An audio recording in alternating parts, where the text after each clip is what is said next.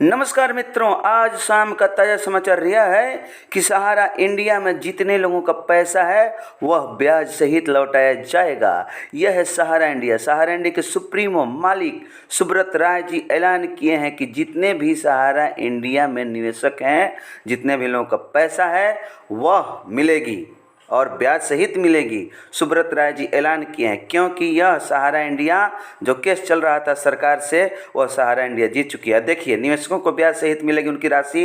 ये समाचार आ रहा है अभी भी ताज़ा समाचार। ये सुब्रत राय जी हैं और सहारा इंडिया के मालिक हैं। यह सहारा इंडिया जीत चुकी है, कोर्ट का फैसला आ चुका है और सहारा इंडिया के मालिक सुब्रत राय जी ने ऐलान किया है कि मैं अपने खाता धारकों का, निवेशकों का पैसा ब्याज सहित लौटाऊंगा।